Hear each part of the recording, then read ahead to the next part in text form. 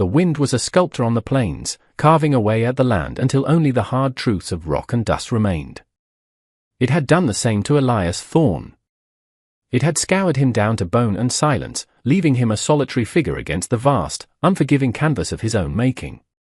His days were a metronome of routine, mending fences that held nothing in, checking on cattle that were more ghosts than livestock, and watching the sun bleed across the horizon from the porch of a house that had forgotten the sound of another human voice. The quiet was a shroud he had pulled over himself years ago, a penance paid in solitude. Then came the dust cloud, a smudge on the distant road that was not his own. It grew steadily, resolving itself into the shape of a tired, rust-pocked sedan that crawled up his long driveway like a wounded beetle. It stopped, and the engine died with a shuddering cough that seemed to echo in the profound stillness. Elias watched from the porch, his hand resting on the splintered rail, his knuckles white. Visitors were not a feature of his world, they were aberrations, disruptions to the carefully constructed peace of his exile. A man, thin and harried, unfolded himself from the driver's seat. He didn't look at Elias, but at the back door of his car. He opened it, and two figures emerged, blinking in the stark light. They were girls, children. One older, with a posture as rigid as a fence post, her face a mask of weary appraisal. The younger one clung to her sister's hand, her round face tilted up towards the sprawling, empty sky as if she'd never seen so much of it before. They were soft at the edges, their bodies plump in a way that spoke of cheap food and little room to run. The driver gave them a gentle, final nudge forward before approaching the steps of the porch, a pale, sealed envelope held between two fingers. He stopped at the bottom step, looking up at Elias, at the jagged line of faded silver that cut from his temple to his jaw. The driver's gaze flickered from the scar to the envelope in his hand. "Elias Thorne?" he asked, his voice raspy with road dust and exhaustion. Elias gave a single, sharp nod, his eyes fixed not on the man but on the two girls who stood frozen by the car. They watched him with an unnerving stillness, their expressions unreadable. The older one, perhaps 12, had her arm wrapped protectively around the smaller one's shoulders. Their clothes were clean but worn thin, their shoes scuffed at the toes. They looked like small, sturdy vessels set adrift, now washed ashore on his barren island. "These are for you," the driver said, his tone flat, devoid of curiosity or pity. He held out the envelope. He was a ferryman completing a final, grim passage, eager to be shed of his cargo. Elias descended the 2 steps, the old wood groaning under his weight. He took the envelope. The paper was thick, softened with age and handling. His name was written on the front in a familiar, elegant script that made his heart seize in his chest. A ghost's handwriting. He didn't look at it for long. He raised his eyes back to the girls. The driver was already turning away, moving back to his car with the quick, purposeful steps of a man escaping. "Wait," Elias's voice was a rusted hinge, stiff from disuse. The driver paused, his hand on the car door. "What are they to me?" The driver shrugged, a gesture of complete and final detachment. "The letter explains. My job was just to get them here. The woman, she paid me well. Said you'd take them in. Said you'd understand." He slid back into his car, the door slamming shut with a hollow boom that echoed across the plains. The engine turned over, caught, and with a spray of gravel, the car reversed and retreated down the long drive, leaving behind another plume of dust and a silence that was now heavier, more crowded, than before. Elias stood there, the letter in his hand, a testament from a dead woman. The 2 girls remained by the spot where the car had been, small, unmoving figures in the vast, indifferent landscape. The wind whipped a strand of the younger one's hair across her face, and she didn't even raise a hand to brush it away.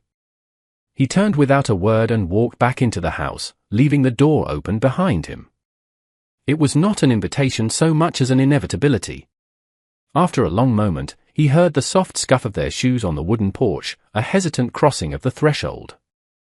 He stood in the center of the Spartan room, the letter a lead weight in his hand. The cabin was one large space, a bed in one corner, a simple table and 2 chairs in the other, a stone hearth cold and dark. It was the home of a man who owned nothing he wasn't prepared to lose. The girl stopped just inside the doorway, huddled together like frightened sheep. He tore the seal of the envelope. The paper inside was brittle, the ink slightly faded. "My dearest Elias," it began. He did not need to see the name at the bottom to know it was from Elara. "If you are reading this, then my time has run out. There is no easy way to say this, only the truth. They are alone now. Their names are Cora and Maeve. They are good girls. Strong girls. They are not yours by blood, you know that is impossible, but they are yours by promise. A promise we never spoke aloud, but that lived in the silence between us after we lost him. Please, Elias. Accept them. The world has no place for them, and you are the only place they have left. Forgive me for this burden. And forgive yourself for the past. It was never your fault." He read the last lines again and again. It was never your fault. A lie she told herself, a kindness he could never accept. A cold dread, familiar as his own shadow, settled deep in his bones. He looked up from the page at the two children standing in his doorway. Cora, the elder, met his gaze with a defiant chin, her eyes dark with a knowledge no child should possess. Maeve, the younger one, peeked out from behind her sister, her expression one of solemn curiosity. The weight of Elara's request, of the unspoken promise, pressed down on him, heavier than the roof of the sky. The silence in the cabin stretched taut, a fragile skin pulled over a deep well of unspoken things. Elias folded the letter with methodical precision, his large, calloused hand surprisingly gentle. He tucked it into the breast pocket of his shirt, the paper a warm, damning presence against his chest. He moved to the small kitchen area, his actions deliberate, mechanical. He opened a can of beans, sliced a loaf of dense bread. He set 2 plates on the table, a table that had only ever held one. The girls hadn't moved. He gestured toward the chairs with his head. "Eat." The older one, Cora, nudged her sister forward. They slid onto the chairs, their movement small and careful, as if they were afraid of breaking something. They ate without a word, their eyes downcast. Elias stood by the counter, watching them. He saw the worn-out elastic on Cora's sleeve, the way Maeve's small fingers curled around her slice of bread as if it might be taken away. He remembered the day the doctor in the city had told him, with clinical detachment, about the damage from the accident. "No children for you, Mr. Thorne. The fever, the trauma, it scarred more than just your face." He had received the news with a strange sense of relief, a confirmation that his bloodline, tainted by his failure, would end with him. It was a fitting punishment. And now this. This bitter, cosmic joke. 2 children delivered to his door like a parcel. 2 mouths to feed. 2 souls to shelter under the roof of his own damnation. He looked at them, these soft, round girls, so achingly alive in his house of ghosts. Maeve finished her last bite and her eyes, wide and brown, finally lifted to meet his. She did not flinch from the scar on his face.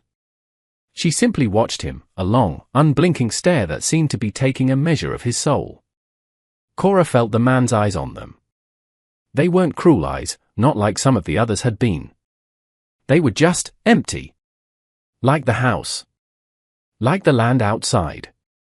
Her mother, Elara, had talked about him sometimes, in the quiet hours when she was sick and her memories would drift to the surface like pale smoke. "Elias is a good man," she'd whispered, her voice thin as thread. "A broken saint. He carries a weight that isn't his to carry." Cora hadn't understood then, but she was beginning to understand now. This whole place felt heavy. She kept her arm pressed against Maeve's, a silent promise. "I am here. I will not let him hurt you." They had been in so many places since Mama got sick. Rented rooms that smelled of strangers, a shelter where the cots were lined up like graves. She was tired of moving. Tired of being the strong one. She reached into her pocket and her fingers closed around the one thing that was truly hers, a small, dog-eared photograph of her mother, smiling, her face luminous and whole, before the sadness had taken root behind her eyes. In the photograph, a man's arm was draped around her mother's shoulder. A strong arm, ending in a hand that was calloused and capable. You couldn't see the man's face, only the sleeve of his denim shirt and that hand. She had always wondered about that man. Now, she looked at Elias Thorne, standing across the room like a statue carved from shadow and regret, and saw the same shirt, the same hands. A cold knot of understanding tightened in her stomach. He was the man from before. The man from the stories. The man her mother had left, and the one she had sent them back to. She didn't know if that made him a savior or just another part of the storm they had been living in for so long. She just knew they had nowhere else to go. The trip to town was a necessary cruelty. The girls needed clothes that fit, food that wasn't from a can. The old truck rattled down the dirt road, the cab filled with a silence as thick as the dust billowing behind them. Elias drove with his eyes fixed on the horizon, his jaw tight. Cora sat pressed against the passenger door, staring out the window, a sentinel watching a foreign landscape. Maeve sat between them, a small, warm presence, her feet not quite touching the floorboards. In town, the stares began immediately. They crawled over Elias like insects, familiar and unwelcome. Whispers followed them from the door of the general store, rising and falling like the drone of cicadas. He felt the old shame, the brand of public opinion that had been seared onto him years ago, burn fresh under their gazes. He was Elias Thorne, the man who walked away from the fire while another man burned. An outcast. And now he had two strange, soft-bodied children in tow. It was a spectacle. He bought them jeans and flannel shirts, sturdy boots, milk and eggs and flour. He was clumsy in the store, his large hands fumbling with the small buttons on a girl's shirt, his voice a low rumble as he asked the clerk for sizes. He was aware of every glance, every hushed comment. As they stepped back onto the wooden sidewalk, a shadow fell over them. Elias, the voice was low and carried the weight of authority. Sheriff Brody stood before them, his thumbs hooked in his belt, his eyes missing nothing. He was a man who enjoyed the slow, methodical process of judgment. He looked Elias up and down, then his gaze shifted to the girls, a flicker of something that might have been pity, but felt more like calculation. Didn't think you were the family type, Brody said, his words a casual jab. Whose are they? Elias's hand tightened on the paper bag he was holding. Mine. The word came out harder than he intended. Brody's lips curved into a slight, knowing smile. That so? Funny, I seem to recall a doctor saying that wasn't in the cards for you. He leaned in, his voice dropping. You got trouble following you, Elias. Always have. Make sure it doesn't follow them. He tipped his hat to the girls and walked away, leaving the threat hanging in the air between them. The tension from town followed them home, a toxic passenger in the rattling truck. Back at the ranch, it settled into the corners of the cabin, poisoning the quiet. Elias felt the walls closing in, the ghost of Sheriff Brody's words echoing in the silence. You got trouble following you. He left the girls at the table with the groceries and retreated to the barn, his only sanctuary. The air inside was cool and smelled of hay and earth and old memories. He ran his hand along a dark, scarred beam near the empty stall, the wood rough beneath his palm. This was where it happened. The world had tilted on its axis in this very spot. The memory was a physical thing, a phantom pain that flared behind his eyes. The splintering crash of the gate. The terrified screams of the horses, their eyes white with panic. Fire. The smell of burning wood, burning hair. He remembered the weight of the beam pinning his friend, Daniel, Ilara's husband. He remembered Daniel's voice, raw with terror and pain, shouting his name. And he remembered the searing heat as a flaming plank fell, catching him across the side of the face, the shock and agony sending him stumbling backward, away from the man he was trying to save. When he came to his senses, the roar of the fire was all-consuming, and Daniel's voice was gone. They had called it a tragic accident. But Elias knew the truth. He had failed. He had hesitated for a fraction of a second, blinded by his own pain, and that hesitation had cost a man his life. He had let his friend die. He leaned his forehead against the scarred beam, the weight of his guilt a physical pressure in his chest. How could Ilara have sent her children to him? The man who had failed their father so completely. How could he possibly keep them safe when he couldn't even save the man who had been his brother in all but blood? He didn't hear her approach. He was so lost in the wreckage of his own past that the soft footfalls in the hay were lost to him. He only knew she was there when a small, warm hand touched his arm. He flinched, pulling back as if struck, his head snapping up. Maeve stood before him, her small, round face tilted up, her expression free of the fear or pity he was so used to seeing. She was not looking at the barn, or the shadows, or the ghosts he wrestled with. She was looking at him. Her eyes traced the path of the scar on his face, her gaze direct and profoundly innocent. It was a look that didn't judge, it simply saw. "My mama had a scar," she said, her voice clear and soft in the cavernous silence of the barn. "On her heart," she said. From when our daddy went to heaven in the fire, Elias felt the air leave his lungs in a ragged rush. He could not speak. He could only stare at this child who had just named the very source of his agony with such simple, guileless truth. She took a tiny step closer, her hand still hovering in the air where his arm had been. She looked at the puckered, silvered flesh on his face, the permanent mark of his failure. Then she asked the question that no one, not Ilara, not the sheriff, not a single soul in all these lonely years, had ever thought to ask. "Does yours still hurt?" The question was a key turning in a lock he thought had rusted shut forever. It bypassed the guilt, the shame, the thick walls he had built around himself. It wasn't about blame. It was about pain. For the first time, someone was seeing the wound, not the man who had failed to prevent it. He felt a crack spiderweb across the frozen surface of his soul. A great, shuddering breath escaped him, the first he felt he'd taken in a decade. He looked down at Maeve, at her earnest, upturned face, and the truth came out, rough and raw from a place of deep hurt. "Sometimes," he rasped, the single word costing him more than 1,000 others ever could. A profound transaction had just occurred in the dusty light of the barn. Maeve seemed to understand. She gave a small, solemn nod, as if he had confirmed a fundamental law of the universe, that some wounds endure. She didn't say anything else. She just stood there with him for a moment, a small, steadfast presence in the cathedral of his grief. From the wide-open barn door, Cora watched them. She had followed her sister, ready to pull her away from the brooding, scarred man. But she stopped when she heard Maeve's question. She saw the change in Elias's posture, the way his shoulders, perpetually braced for a blow, seemed to slump with a terrible weariness. She saw something shatter in his eyes. It wasn't anger. It was sorrow. Later that day, the thaw continued in small, almost imperceptible ways. Elias found the girls trying to split kindling for the hearth, Cora struggling with the weight of the axe, her movements clumsy but determined. He didn't rebuke them. He walked over, took the axe from her gently, and showed her how to brace the wood, how to aim, how to let the weight of the tool do the work. His hand briefly covered hers on the handle, guiding the swing. It was a small moment of instruction, of shared purpose. That evening, after a quiet meal of stew and fresh bread, Elias sat at the table and pulled Ilara's letter from his pocket.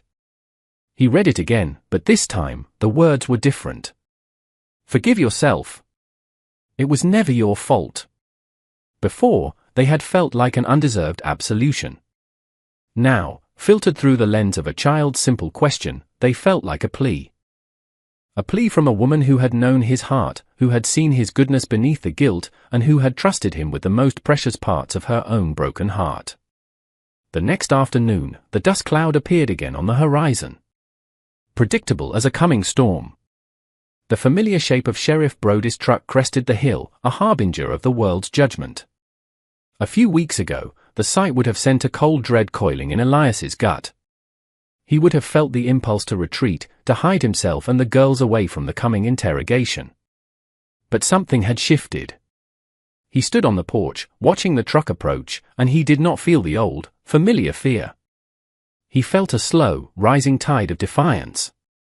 He was no longer just a man with a past. He was a guardian. Cora came to stand beside him, her small frame rigid, her eyes fixed on the approaching vehicle. She didn't look at Elias, but he felt her solidarity, a silent alliance forged in shared experience. Inside, he could hear Maeve humming a tuneless song to a doll he had carved for her from a block of scrap pine. The sound was a fragile anchor in the vast silence. He reached into his pocket and his fingers found the worn edges of Ilara's letter. There was a final part, a postscript he had skimmed over before, dismissing it as unimportant. There is a deed to the adjoining parcel of land in my lawyer's possession. It's in your name. Daniel bought it for us, for the future. He always said that land had water, even in the driest years. The debt on it is almost paid. It's for them, Elias. For their future. The word settled into place with new meaning. It wasn't just a burden she had given him. It was a tool. A future. A reason to fight.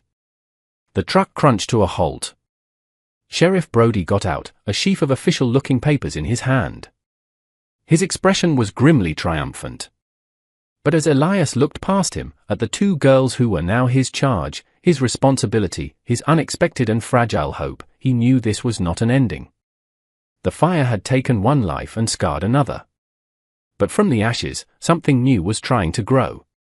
He straightened his shoulders, the weight on them feeling less like a burden and more like armor. The fight wasn't over. It had just begun.